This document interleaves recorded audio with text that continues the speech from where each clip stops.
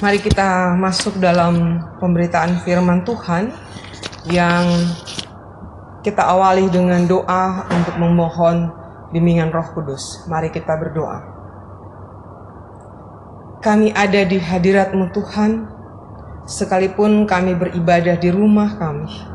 Tetapi kami sangat percaya Tuhan, Engkau hadir dalam setiap keluarga. Engkau ada di dalam setiap rumah untuk memberkati, mengurapi kami, sehingga di dalam kami membaca dan merenungkan firman-Mu pada saat ini, dalam tuntunan kuasa Roh Kudus, kami juga mampu mengerti akan firman-Mu. Bahkan kami juga memiliki semangat untuk melaksanakan firman-Mu dalam kehidupan kami. Allah yang Maha Kuasa, kami serahkan seluruh keberadaan kami ke dalam kuasa Tuhan, dan biarlah Engkau yang terus memimpin dan menuntun kami. Di dalam nama Tuhan kami Yesus Kristus, firman yang hidup, kami berdoa. Amin. Mari berdiri untuk mendengarkan firman Tuhan seperti yang tertulis dalam Alkitab. Haleluya. Haleluya, haleluya, haleluya, haleluya, haleluya, haleluya, haleluya, haleluya. Bacaan Alkitab hari ini seperti yang tertulis dalam 1 Korintus pasal 11 ayat 17 sampai dengan ayat yang ke-23. Saya membacakannya untuk kita bersama, yang menyatakan, dalam peraturan-peraturan yang berikut, aku tidak dapat memuji kamu, sebab pertemuan-pertemuanmu tidak mendatangkan kebaikan, tetapi mendatangkan keburukan. Sebab pertama-tama aku mendengar bahwa apabila kamu berkumpul sebagai jemaat, ada perpecahan di antara kamu. Dan hal itu sedikit banyak aku percaya. Sebab di antara kamu harus ada perpecahan, supaya nyata nanti siapakah di antara kamu yang tahan uji. Apabila kamu berkumpul, kamu bukanlah berkumpul untuk makan perjamuan Tuhan. Sebab pada perjamuan itu tiap-tiap orang memakan dahulu makanannya sendiri, sehingga yang seorang lapar dan yang lain mabuk.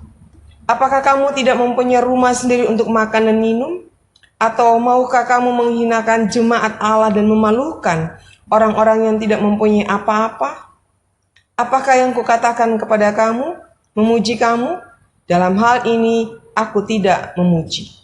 Sebab apa yang telah kuteruskan kepadamu, telah aku terima dari Tuhan, yaitu Tuhan Yesus pada malam waktu Ia diserahkan mengambil roti.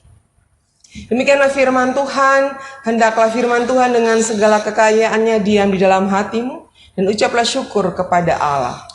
Kepadamu puji-pujian, mada syukur dan segala kemuliaan, ya Bapa, Putra, Roh Kudus, sampai kekal abadi. Silakan duduk kembali.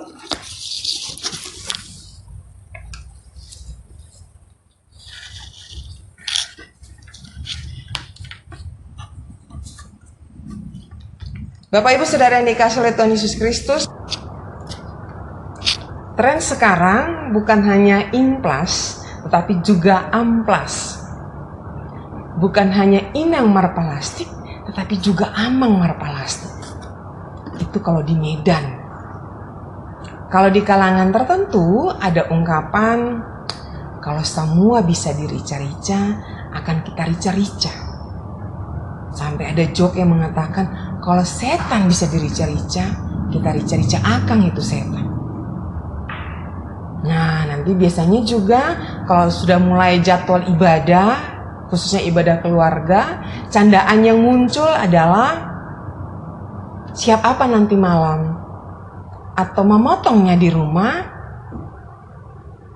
Semua candaan ini, ungkapan ini berbicara soal makanan. Bahkan dalam Jemaat GPIB Efata Berapa kali kita berusaha untuk bicara soal makanan sehubungan dengan ibadah keluarga. Kalau boleh dalam ibadah keluarga jangan ada lagi makan-makan. Bahkan dibikin aturan, hanya boleh 1 gelas teh manis dan 1 potong kue kalau Anda akan makan. Tapi itu juga pro kontra. Ada yang mengatakan hanya 1 tahun sekali ibadah di rumahku, masa aku tidak boleh siapkan makan?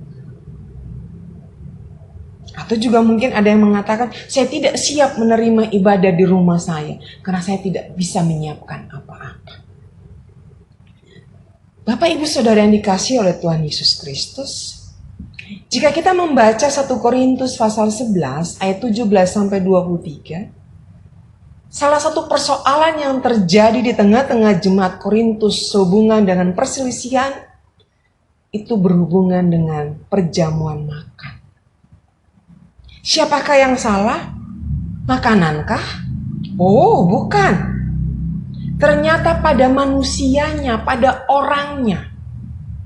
Apakah yang sesungguhnya terjadi? Paulus menunjukkan kepada jemaat Korintus bahwa dalam diri mereka terdapat keegoisan dan keserakahan. Dan itu ditunjukkan secara nyata bahkan telanjang pada saat perjamuan makan itu tadi. Karena orang kaya membawa makanannya sendiri, memakannya sampai kenyang, kalau dalam pembacaan kita dikatakan mabuk, tetapi mengabaikan orang miskin yang kelaparan dan tetap kelaparan. Itu kita baca pada ayat yang ke-21. Mungkin kita bisa mengatakan, loh, apa yang salah? Karena toh si orang kaya membawa makanannya sendiri, yang di bawahnya dia tidak mengambil punya orang lain. Bapak Ibu Saudara yang dikasihi oleh Tuhan Yesus Kristus, perjamuan yang berlangsung sesungguhnya bukan hanya perjamuan makan, tetapi perjamuan Tuhan. Kalau kita lihat itu pada ayat yang ke-20, walaupun Paulus katakan itu bukan lagi perjamuan Tuhan, karena mereka makan dengan kenyang tetapi ada orang yang lapar. Perjamuan ini sesungguhnya adalah tradisi yang dilanjutkan dari jemaat mula-mula. Kalau kita baca pada Kisah Para Rasul, setelah Tuhan Yesus naik ke surga, para murid, pengikut Kristus, kemudian mereka berkumpul bersama-sama, mereka memecah-mecahkan roti dan makan bersama. Ini sebagai pertanda persekutuan rohani. Bahkan kemudian juga merupakan perjamuan kasih, di mana masing-masing membawa makanannya dan makan bersama. Diusahakan semua orang mendapat kebahagiaan yang tidak membawa makanan sekalipun. Nah, ternyata perjamuan ini juga sesungguhnya adalah perjamuan makan yang dilanjutkan atau diteruskan dari apa yang dilakukan oleh Tuhan Yesus bersama murid-muridnya. Pada ayat ke-23 dikatakan kepada kita bahwa apa yang kuteruskan ini adalah telah kuterima dari Tuhan. Itu pada ayat ke-23. Paulus mau mengatakan bahwa apa yang kemudian disampaikan kepada jemaat, diteruskan di tengah-tengah jemaat, itu adalah sesuatu yang sesungguhnya diteruskan dari kebiasaan yang dilakukan oleh Tuhan Yesus bersama para murid, bahkan merupakan perjamuan makan terakhir sebelum Tuhan Yesus ditangkap dan kemudian disalibkan, mati dan dikuburkan, bahkan bangkit dan naik ke surga. Jadi sebuah tradisi yang bukan hanya sekedar bicara soal makan, tetapi ada esensi atau makna terdalam di balik perjamuan makan itu adalah persekutuan. Persekutuan rohani. Namun di tengah-tengah kehidupan jemaat Korintus, perjamuan makan ini ternyata menunjukkan egois dan serakahnya jemaat Korintus ini. Bapak Ibu Saudara yang dikasihi oleh Tuhan Yesus Kristus, sikap egois dan serakah mungkin kita katakan manusiawi, tetapi itu bukan nilai Kristiani. Egois dan serakah tidak memiliki nilai Kristiani sama sekali. Pada sisi yang lain manusiawi mungkin kita katakan benar, tapi ketika kita melihat secara nilai-nilai Kristiani atau ajaran Kristus, tidak. Karena egois itu berarti dia hanya memikirkan dirinya sendiri, kepentingannya sendiri, kesenangannya sendiri. Dia tidak memperdulikan orang lain, pokoknya dirinya. Orang lain dapat bagian atau tidak, orang lain dalam keadaan apapun, dia tidak peduli. Yang penting dirinya. Kalau bahasanya, emang gue pikirin, atau orang Medan katakan, "Dang ada urusanku." Itu egois. Kalau serakah ini berarti dia ingin mendapatkan sebanyak-banyaknya. Dia mengumpulkan sebanyak-banyaknya. Semua yang ada kalau perlu. Tidak pernah merasa puas. Sehingga ketika dia ingin mengumpulkan sebanyak-banyaknya apa yang ada dan tidak pernah merasa puas, maka bukan hanya bagiannya saja yang diambil. Hak orang pun bisa diambil. Bagian orang pun bisa diambil. Itu namanya serakah. Nah, Bapak Ibu Saudara yang dikasihi oleh Tuhan Yesus Kristus, apakah egois dan serakah ini tidak menjadi sikap orang Kristen? Atau sikap egois dan serakah ini hanya ada di luar gereja, di luar keluarga-keluarga Kristen, di luar pribadi-pribadi Kristen? Sampai hari ini, ternyata masih menjadi bagian kehidupan manusia dan juga orang Kristen. Bahkan menjadi bagian juga dari persekutuan umat Tuhan. Mengapa ini terjadi? Karena sebagian kita sebagai orang Kristen tidak memiliki kasih. Ketiadaan kasih dalam kehidupan kita, dalam diri kita, dalam hati dan pikiran kita, itulah yang menghadirkan egois dan serakah. Dan sesungguhnya sikap ini bisa menghadirkan perpecahan, menghadirkan perselisihan, menghadirkan konflik di tengah-tengah persekutuan kita sebagai jemaat, bahkan juga keluarga. Kalau di tengah-tengah jemaat kita lihat ketika perjamuan kasih berlangsung, biasanya kan kalau Natal, kita merayakan Natal setelah ibadah tanggal 25 Desember, kita melaksanakan perjamuan kasih. Dan ketika perjamuan kasih ini dilaksanakan, kemudian kita makan bersama di dalamnya. Tapi tersering kali juga terjadi Bapak Ibu, Saudara yang dikasihi oleh Tuhan Yesus Kristus. Kita menjadi orang yang egois karena kita mengambil porsi yang besar. Kita mengambil semua hidangan yang tersaji. Tanpa kita mengingat atau memikirkan bahwa ada orang lain di belakang kita. Yang lebih miris dan menyedihkan adalah ketika diambil porsi yang besar, ternyata tidak mampu dihabiskan. Dan itu kami menemukan banyak sisa makanan yang terbuang. Tetapi pada sisi yang lain ada orang yang belum mendapatkan makanan. Belum lagi terkadang dalam perjamuan kasih itu yang kita pikirkan diri kita. Kita membawa tempat, kemudian kita memasukkan makanan ini ke tempat kita dan kita bawa pulang. Padahal kita tahu mungkin ada orang lain yang belum mendapatkan makanan.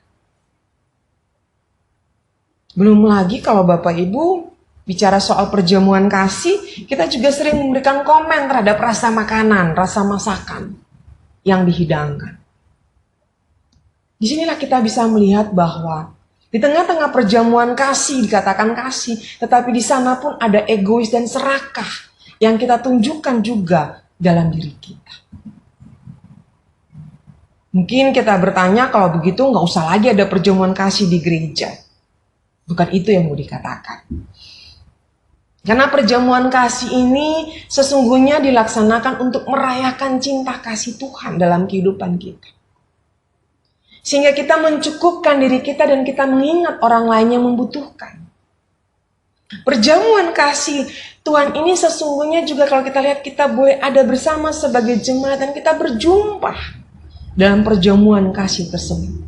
Ada sebuah pertemuan yang penuh sukacita untuk merayakan kasih Tuhan yang telah kita terima. Untuk merayakan keselamatan yang telah Tuhan nyatakan di tengah-tengah kehidupan kita. Sehingga bukan pada perjamuan kasihnya yang salah, tetapi pada sikap dan perilaku kehidupan kita lah yang perlu kita perbaiki.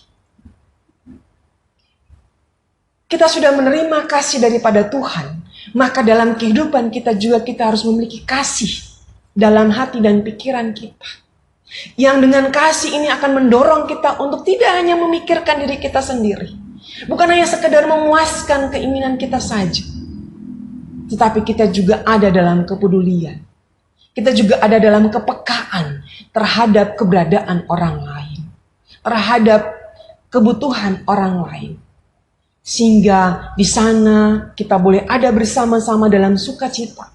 Merayakan cinta kasih Tuhan. Bapak Ibu Saudara yang dikasihi oleh Tuhan Yesus Kristus, mungkin secara sederhana kita lihat bicara soal perjamuan kasih atau perjamuan makan, bicara soal makan ini. Maka ini juga sesungguhnya bisa saja berlangsung di tengah-tengah kehidupan keluarga kita. Kalau makan bersama itu masih bisa diatur gitu ya, sehingga semua bisa kebagian. Tapi kalau biasanya ada tradisi keluarga yang siapa yang mau lapar dia makan duluan, silakan saja. Bisa saja semua dihabiskan hanya untuk bagaimana dia bisa kenyang dan dia tidak tahu atau tidak mengingat bahwa ada saudaranya atau ada anggota keluarganya yang belum makan. Ini terjadi, itulah bentuk egois dan serakah. Karena dalam hati dan pikiran kita tidak ada kasih. Nah, firman Tuhan pada hari ini mengingatkan kepada kita untuk jangan egois dan serakah. Tetapi yang harus ada dalam kehidupan diri kita sebagai orang yang merayakan cinta kasih Tuhan, merayakan keselamatan yang Tuhan berikan kepada kita adalah kita meletakkan kasih Tuhan dalam hati dan pikiran kita. Kita meletakkan kasih Tuhan dalam kehidupan kita. Sehingga melalui tindakan perbuatan kita, kita akan menunjukkan kasih tersebut. Tuhan memberkati kita sekalian. Amin.